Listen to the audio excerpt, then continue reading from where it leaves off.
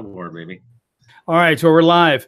All right, so first of all, thanks for anybody who's listening right now. And I'm here with a very good client of mine, someone that, gosh, Don, how long ago did we meet? Long time ago. 7 years ago, 6 years ago, something like that. Yeah, 7 or 6 years ago. And Don has been in real estate for how long, Don? 10 years. 10 years. And before that, tell us a little bit about your background, because I was always fascinated about where you came from and how you got into the business. So give us a little background. Sure. In 1992, I bought my dad out from his business, which was an industrial supply business. So it's really boring stuff. People don't want to talk to you at a party about hydraulic hose, heavy duty chain, chemical transfer hose, and shackles and Crosby shackles and all kind of rigging, wire rope rigging and that kind of thing. Boring. But yeah, I had this business, right? And so first couple years, I mean, basically I learned how to run a business, right? I understand a purchase and profit and loss statement, right? I understand, you got to cut expenses and you have payroll and overhead and inventory costs. So I had a really strong business. I took it from losing anything to making it very profitable and, quadrupling the sales in that period. So when you look at that business compared to real estate, were there any similarities at all in that business to what you can use today at all? Oh, yes, it is a business. You got to run it like a business. You got to look at your expenses. You got to look at, what that, where you're making money, where your advertising is paying off and where it isn't paying off. Yeah, there's a lot of similarities, believe it or not. It's just, for example, I don't own the inventory, which is a great load off my back in a way.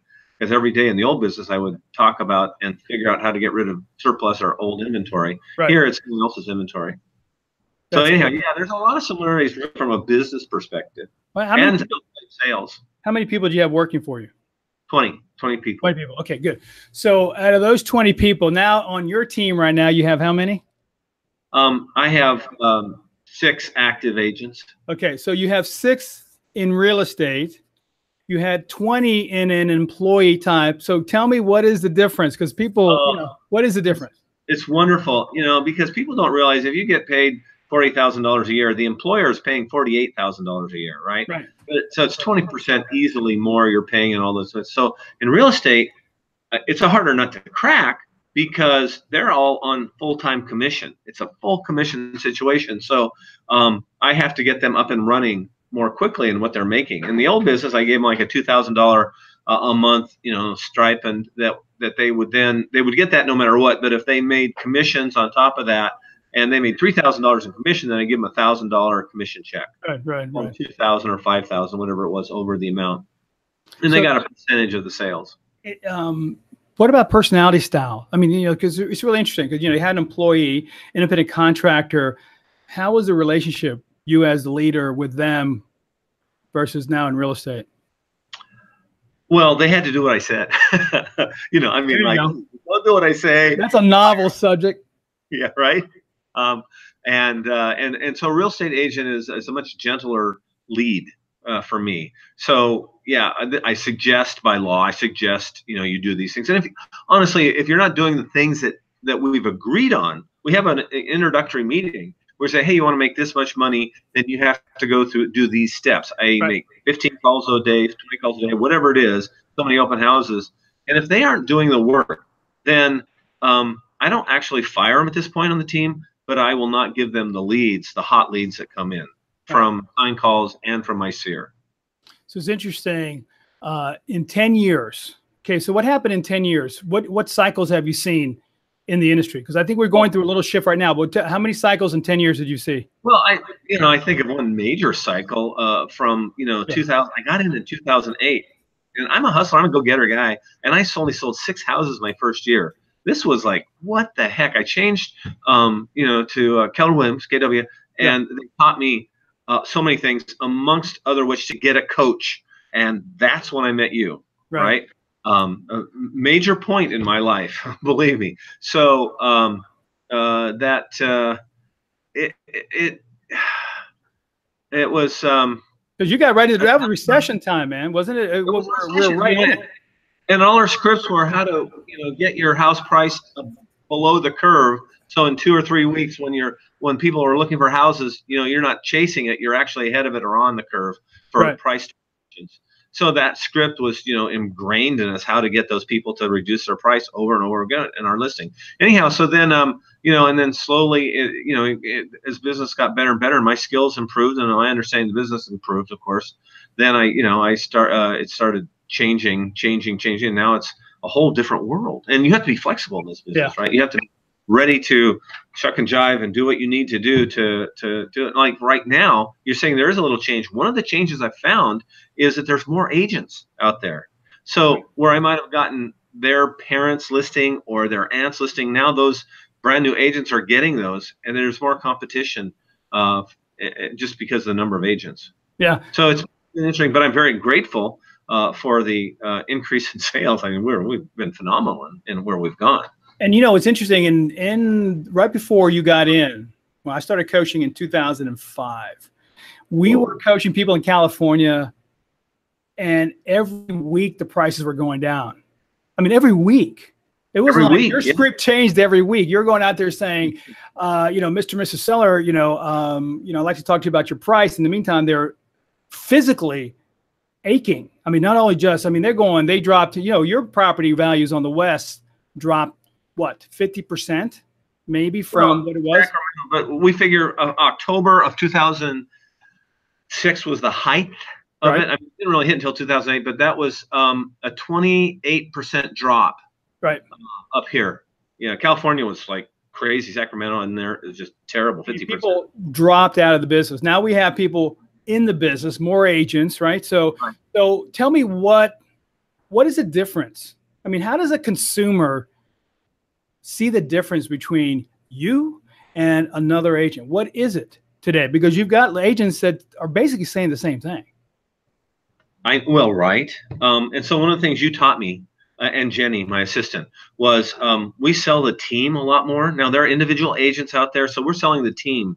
Hey, you've got not Don, but you've got Jenny and you've got Tova as a backup for whatever happens. So if something happens to Don, he goes on vacation, we don't lose a thing. We make sure it all happens for you. Right. So that's part of it.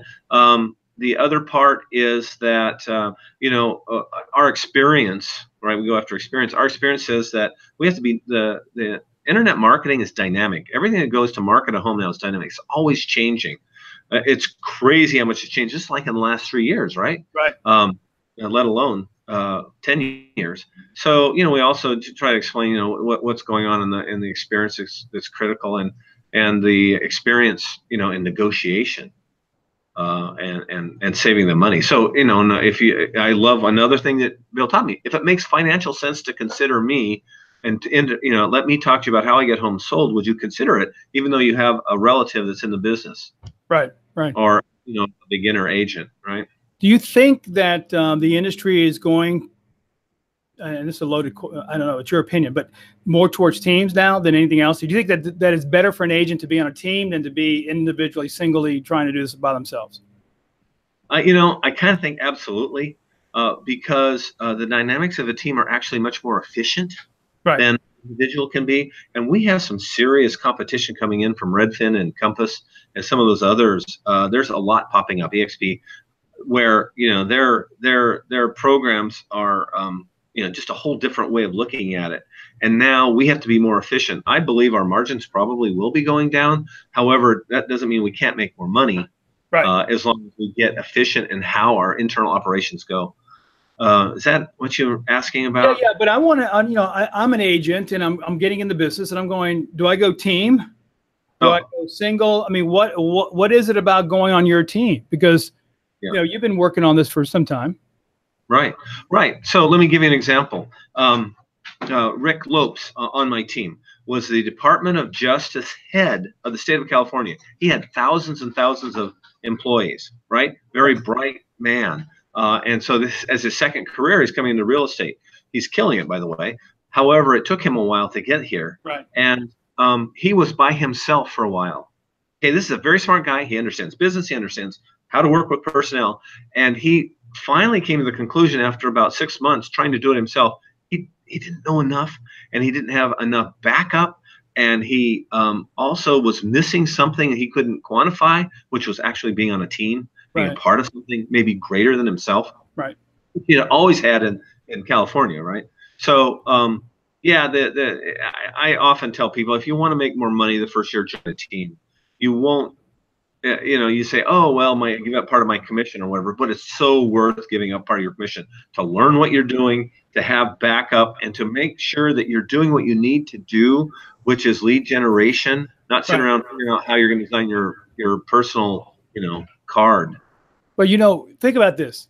You've got the cost of getting in now. You started in 2008. Yeah.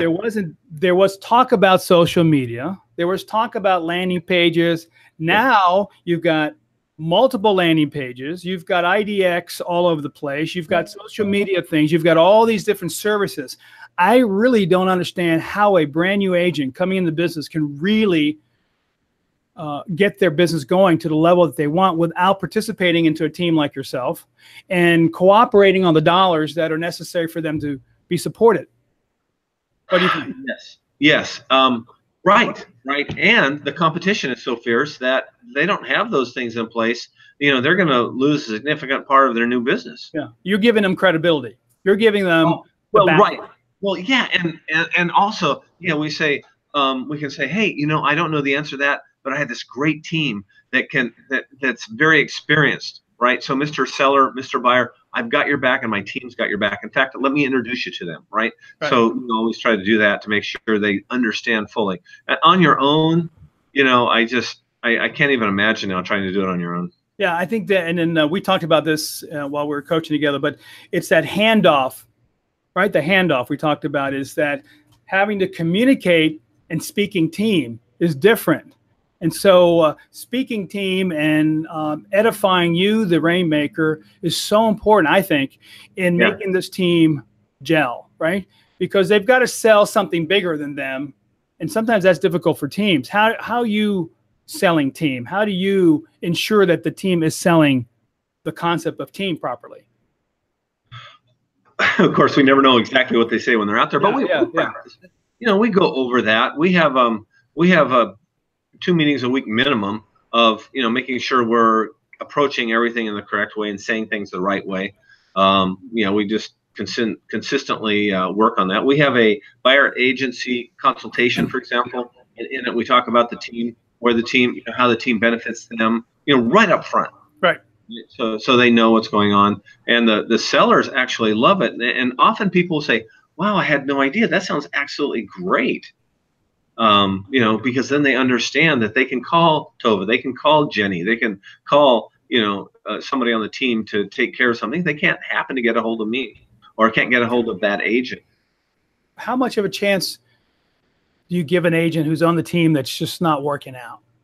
How do you handle that? Because I know that that's not one of your favorite subjects, but you've helped me a lot on this, but I'm Mr. Nice Guy, right? Okay, he's already having hesitation. How do I answer this? I know how to answer it. Here's the deal for me, and I don't know that this is actually something that you've been teaching me, and I haven't quite gotten my arms around, and that is that to let go those who are not producing. Right? Just say, hey, the rehire program. You said, hey, you're fired, but I want to rehire you right now. Right? That whole the rehire, dehire. Right, the rehire, dehire. Personally, I have people, that's why I said I have 6. Actually, I have 10 agents on the team, but only 6 productive, because, 4 of those are just not doing the work. They're not doing anything. It doesn't cost me anything to have them on the team.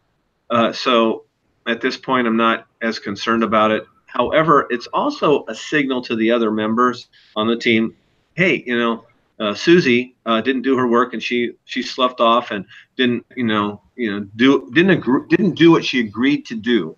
Right. In her lead generation, and so she's no longer on the team. That's what I should be doing, but I'm not. Yeah, well, it's a tough thing. I mean, because I know you like people, and people like you, and as we get into the shift. Let me get back. I think sometimes we don't tell the truth of what it takes to be successful in real estate, right? I mean, if they really knew what they had to do to be successful in real estate, I wonder how many people will actually stay in it or even attempt to get in it, because everything seems to be really fun and happy and great. And then you get in, you go, oh my gosh, I'm in this roller coaster of having business, not business. So let's go back to another subject, is that, you know, I always talked about conversations and words and how that's so important. And for you, your best month was like, it was almost a year ago. You had like, yeah, the what? Tell them what happened there. That was a cool month. Yeah, well, we had 20 closings in that month, it was it was phenomenal month. I'm very grateful for it. And it was $140,000 in GCI for 1 month. Yeah. I mean, I'd like to do that every month, right, for the whole year. However, it was phenomenal. Just the stars aligned, but that's the kind of money that you can make if you do things properly. And you know, I've had $80,000 and $60,000 months as well.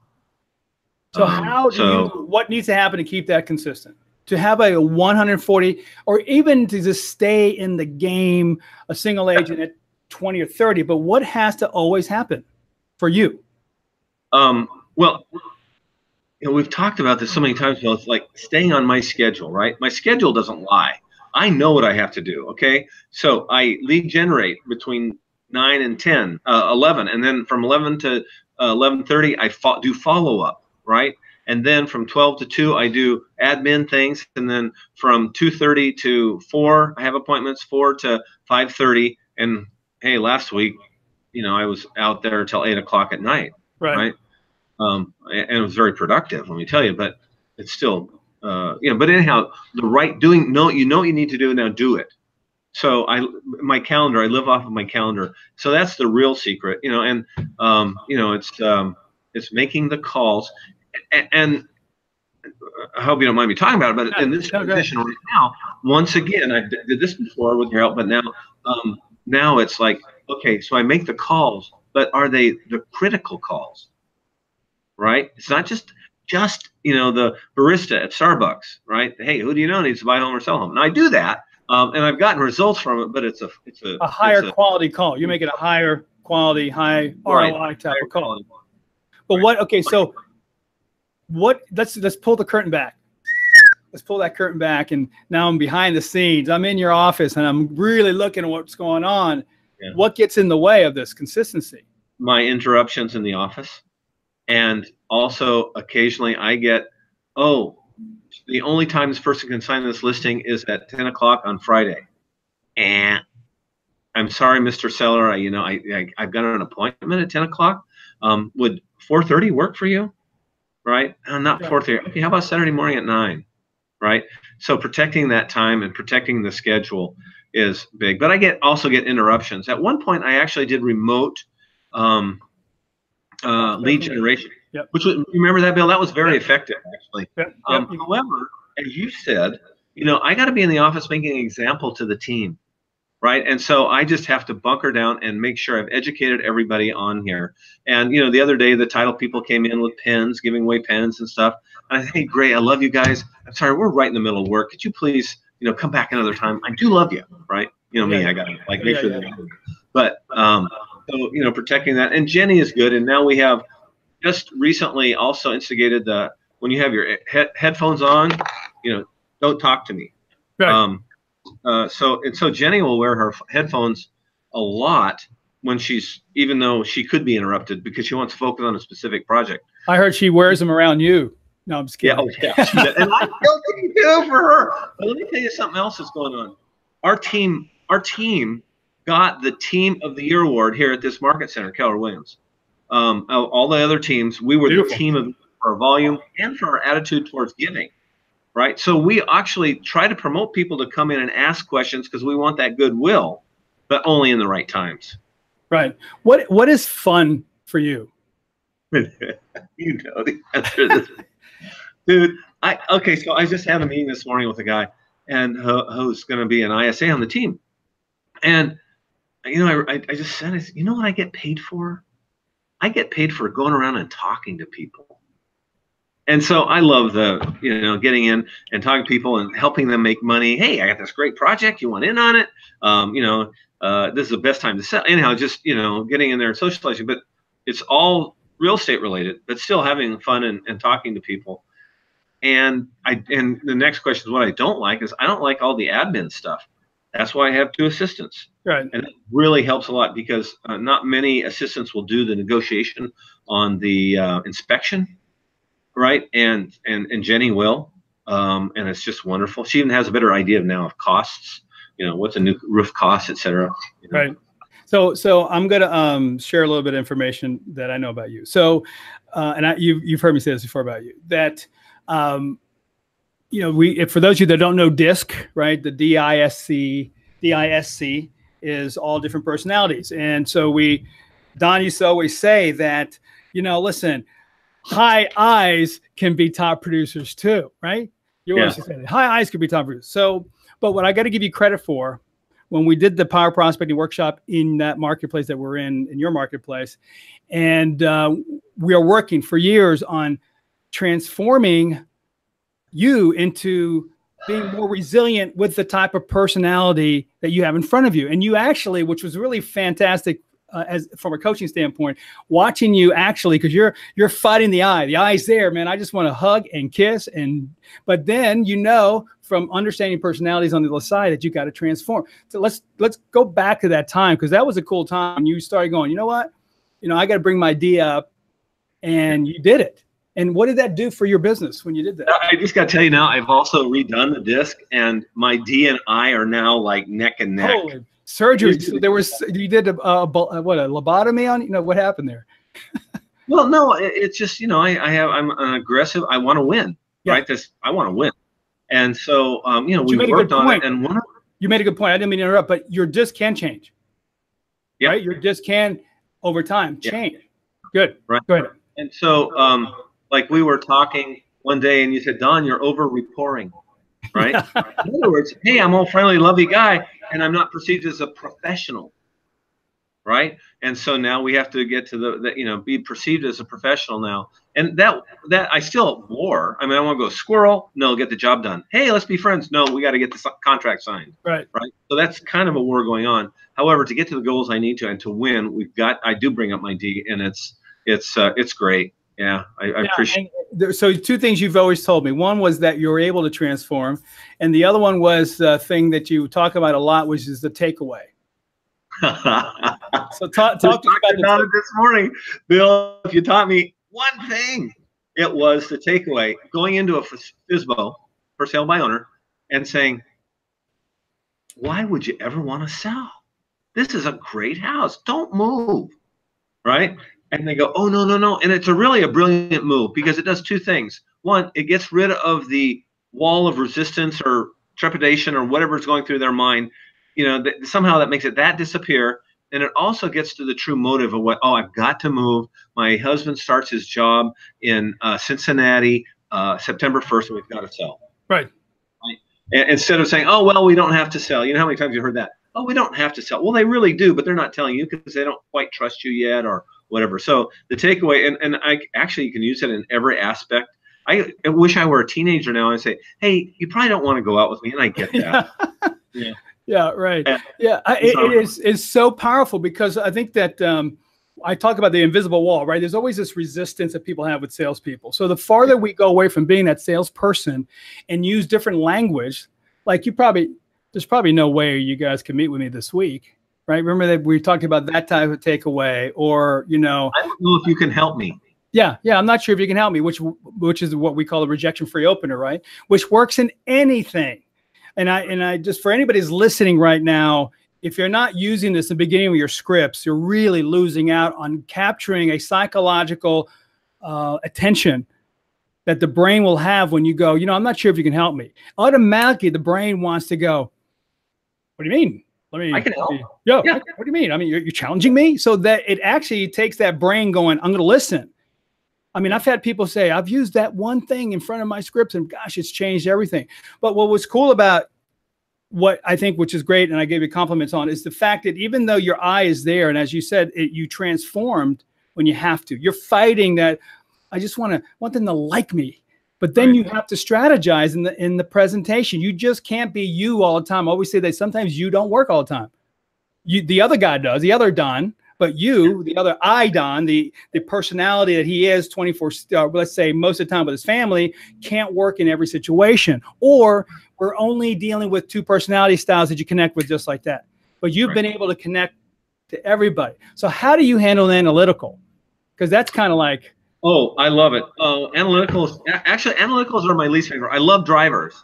Analyticals, they drive me nuts because they want every detail in the world, right? They just, and they won't make a decision. Oh, guy, try to get them to sign tonight. Holy smokes, Bill, right?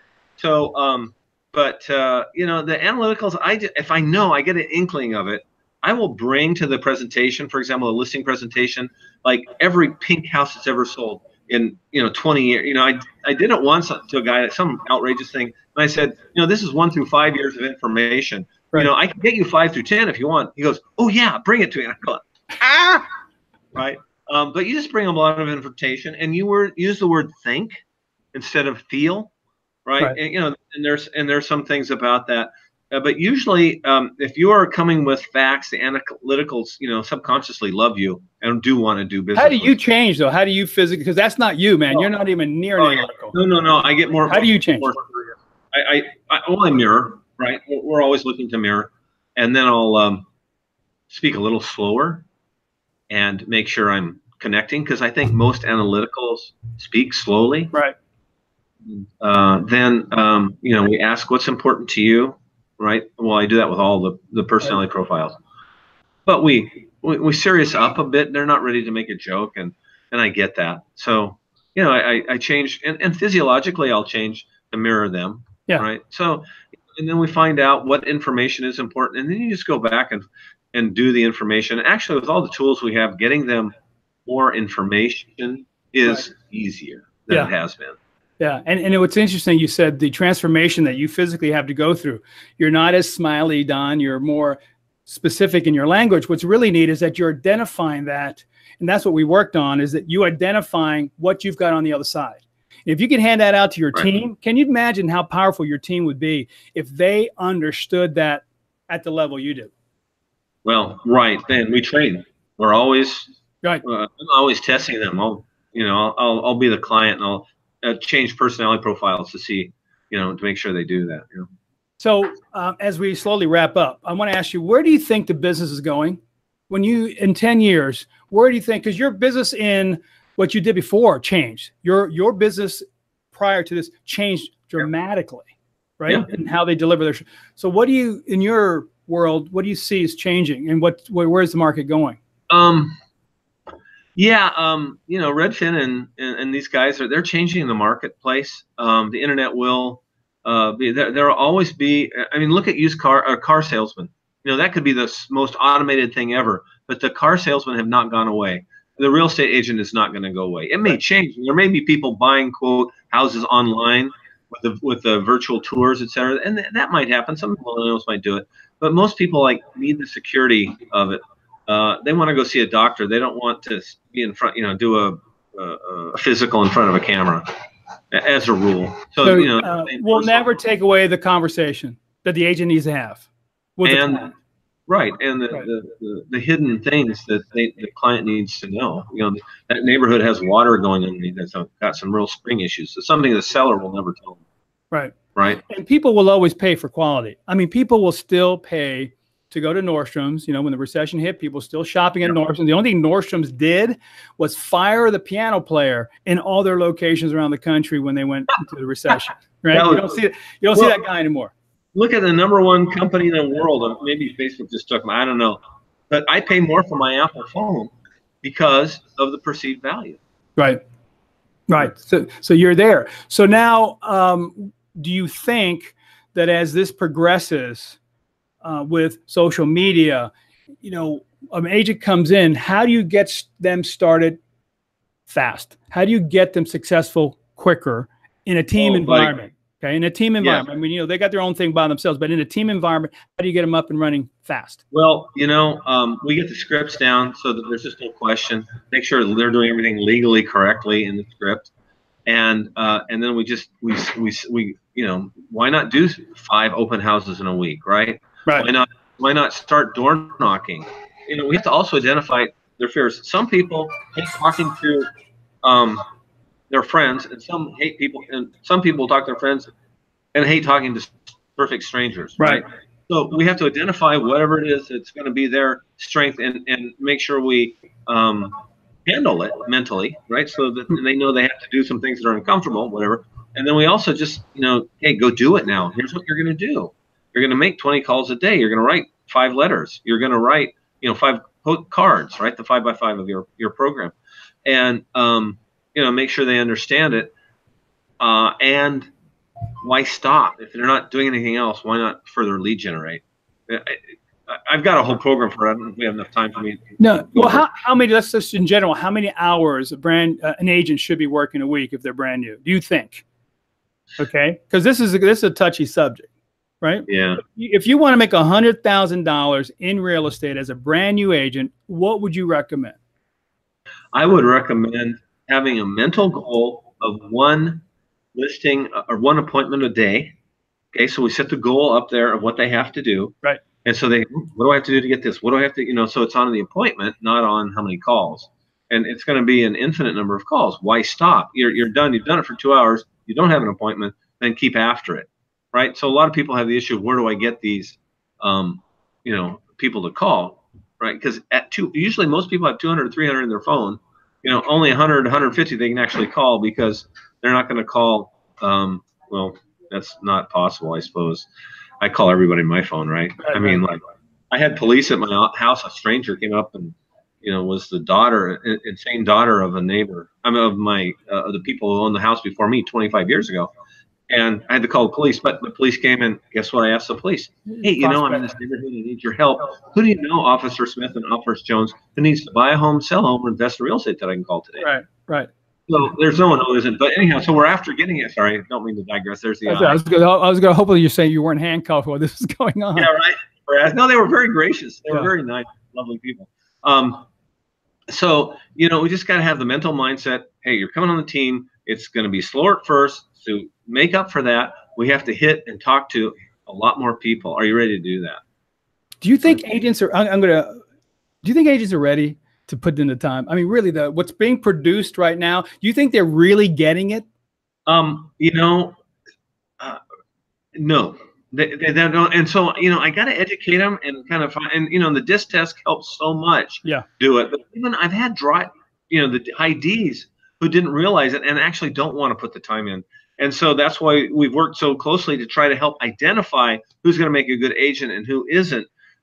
Because man, oh man, I put a lot of time and energy and my heart, really caring about it, and my thought and my energy to help these people, because I really want them to succeed. And it's frustrating at times. However, this is the industry standard, right? I mean, what's the fallout rate in a market center? It's you can have 40% going out the door, coming in, coming out. It's crazy. Yeah. So anyhow, so of course I'm always going, okay, what do I need to do to get past that? One thing is, well, I don't know if this is a place to talk about it, Bill, but one is to go, okay, let's go after people who've had sales pasts, right? Insurance salesman, pharmaceutical salesman, somebody like that who understands sales at least enough to know that they've got to get on the phone and get going, or get on the door knock or whatever it is. Let me just say, for those of you that live near Don, which is you're in, tell them where you're at. Bellingham, Washington. Bellingham, Washington. Yeah, continental United States. You want to check with him if you're thinking about being on a team. I don't care what company you're with. Give him a call, interview with him.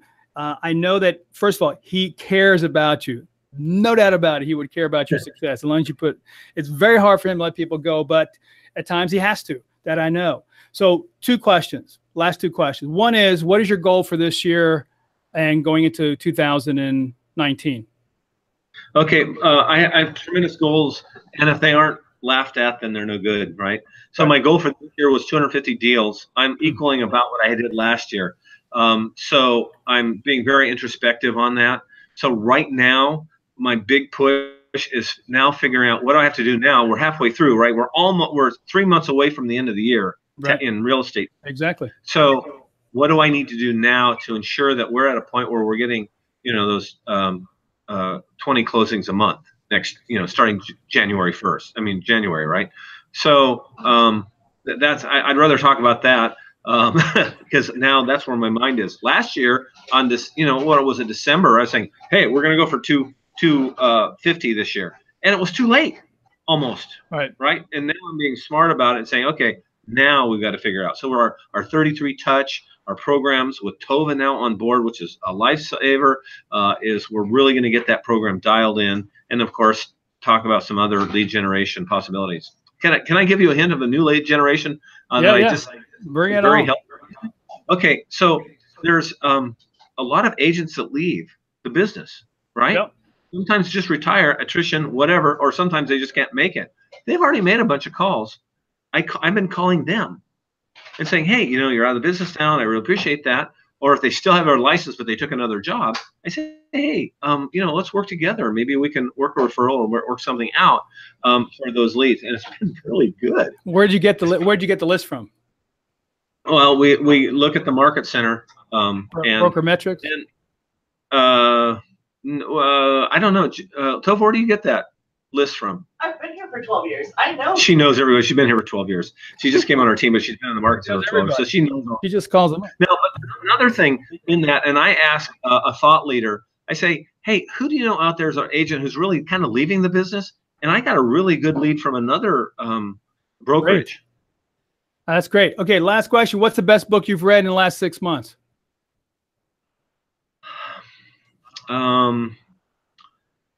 The full way there, other than the Bible, that's an eternal inspiration to me. I would say the leads lady, the 7 levels of questions. What is the title of that, Bill? 7 Powers of Questions by Dorothy Leeds. Yeah. 7 Powers of Questions by Dorothy Leeds. 7 Powers of Questions by Dorothy Leeds. That's a phenomenal book because she talks about how you take control, how the right questions open up the conversation.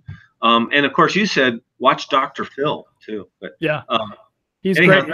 Dr. Laura, Dr. Phil, all those guys know how to ask questions. Oprah. And for those of you that haven't, Dorothy Leeds, I think if you go on my YouTube or something, we've interviewed Dorothy Leeds, and she's actually fascinating. She had some great tips to give us, and she doesn't do much as she used to do, but she's fantastic. So Don, first of all, always great to talk to you. We've been buds for a long time, and I know that you're going to do well. I'm always here for you. So any parting shots here you want to give before we go hang it up? Yeah, I'm going to tell the story, Bill. Okay. Oh, Once here we go. Bill gave me the challenge 1 week, and it's kind of coaching is important. And by the way, out there, get on his, if you can, if he has any schedule time left, get on Bill's schedule as a coaching client. Honestly, change your life. And that was anyhow. So 1 week we said, hey, get 5 FSBOs, talk to 5 for sale by owners this week. And Thursday night about 6 o'clock, I was at 4 and I couldn't get any further. And I was going, okay. And I prayed. I said, Father, please help me. And honest to goodness, I'm driving by and there's a for sale by owner church. And so I walked in and I talked to the pastor there. I didn't get it, but I got my goal of 5. So listen, you would blow my mind if you listed that church. Because, okay, we also have divine intervention, which is called the God factor that we throw into our business plan that we don't know. So there we go. That would have been a great thing. Hey, Don, listen, man, thanks so much. We're going to end it and say thanks again and wish you a lot of luck this year. And keep in touch. And we're going to go. I guess Hannah's going to take it from here and shut us down. So thanks so much. And everybody else who's listening, there's a couple of people that were watching. Thanks, Al, whoever that in Colorado. Appreciate it. Have a great day. Talk to you.